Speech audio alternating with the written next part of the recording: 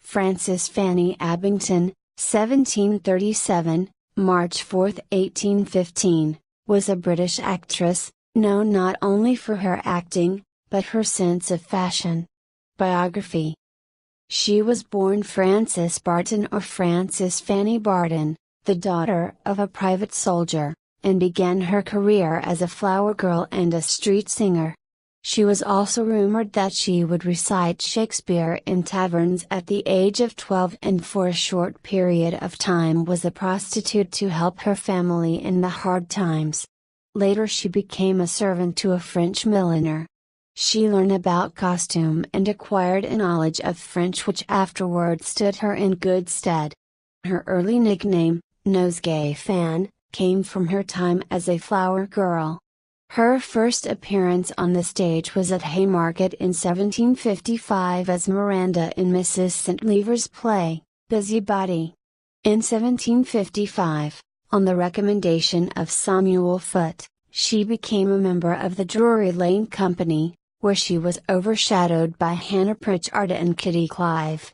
Her first success was in Ireland as Lady Townley, in The Provoked Husband by Van Bruggen-Sibber, and it was only after 5 years, on the pressing invitation of David Garrick, that she returned to Drury Lane.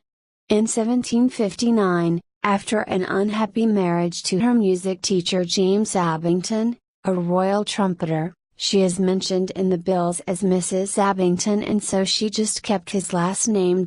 She remained at the Drury Lane for 18 years, being the first to play more than 30 important characters, notably Lady Teazle, 1777. In April 1772, when James Northcote saw her most notable in Cibber's The Lady's Last Stake, he remarked to his brother, "I never saw a part done so excellent in all my life, for in her acting she has all the simplicity of nature and not the least tincture of the theatrical."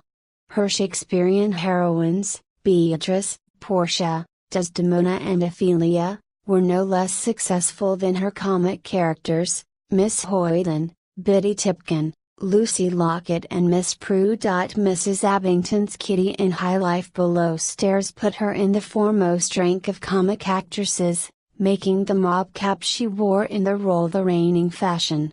This cap was soon referred to as the Abington cap and frequently seen on stage as well as in hat shops across Ireland and England. Adoring fans donned copies of this cap and it became an essential part of the well-appointed woman's wardrobe.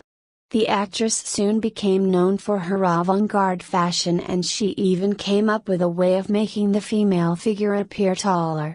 She began to wear this tall hat called a ziggurat complete with long flowing feathers and began to follow the French custom of putting red powder on her hair, Richards.